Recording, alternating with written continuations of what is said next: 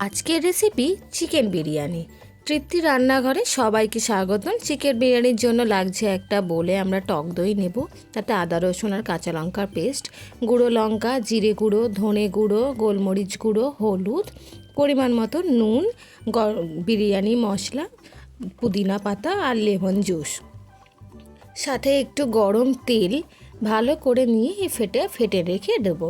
এরপর আমরা যে মাংসগুলো নিয়েছিলাম সেই মাংসের পিসগুলি এর মধ্যে খুব ভালো করে মিশিয়ে নেবো। মিশিয়ে তারপরে একটা তেলের মধ্যে খুব ভালো করে এগুলোকে ফ্রাই করে নিতে হবে। ফ্রাই হয়ে গেছে। এবার একটা পাত্রে বিরিয়ানির চাল ভালো করে ধুয়ে আমি 30 মিনিটের জন্য এটিকে একটু ভিজিয়ে রাখবো। তারপর একটা পাত্রে জল ফুটন্ত জলের মধ্যে কিছু গোটা গরম মশলা, তেজপাতা, এলাচ, স্টারফিশ, জয়িত্রী, বড় এলাচ, গোলমরিচ আর কিছু লেবু পাতলা করে কেটে রেখে আর একটু সামান্য সাদা তেল দিয়ে খুব ভালো করে ওটাকে সিদ্ধ করে নেবো। 80% মতন কুক করে তুলে রাখবো। একটা বোলের মধ্যে আমি সর্ষের সাদা তেল, ঘি দিয়ে খুব ভালো করে পেঁয়াজ বেরেস্তা, আদা রসুন, টমেটো কুচি দিয়ে খুব ভালো করে আমি এটাকে কুক করে নেব। এটা করে নেবার পর তার মধ্যে হলুদ গুঁড়ো, লঙ্কা গুঁড়ো, জিরে গুঁড়ো, গরম মশলা গুঁড়ো, বিরিয়ানি মশলা দিয়ে আরও ভালো করে 3-4 মিনিটের মতন কষিয়ে নেব।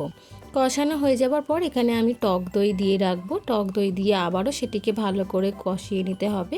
তারপরে এখানে পেঁয়াজের যে বেরেস্তাটা আমি করে রেখেছিলাম সেই পেঁয়াজের বেরেস্তা আর মাংসগুলোকে দিয়ে খুব ভালো করে রান্না করে নেব। তারপর ওপর থেকে ধনেপাতা কুচি আর ঘি দিয়ে ভালো করে এটিকে ছড়িয়ে দেবো। ভালো করে ওপর থেকে ঘি সার্ভ করে দেবো এবং সিদ্ধ করে রাখা যে চালটি ছিল আমাদের, সেই চালটি ওপর থেকে খুব ভালো করে ঢাকা দিয়ে দেবো। এর ওপর থেকে আবারও আমি ধনেপাতা, ঘি, পেঁয়াজের বেরেস্তা এই সমস্ত কিছু দিয়ে আমি আবারও এখানে একটা ফয়েল পেপারে নিয়ে ভালো করে এটাকে র্যাপ করে আর ঢাকা দিয়ে হতে দেবো আরও 45 মিনিটের মতন। তারপরেই হয়ে গেল আমাদের আজকের রেসিপি চিকেন বিরিয়ানি।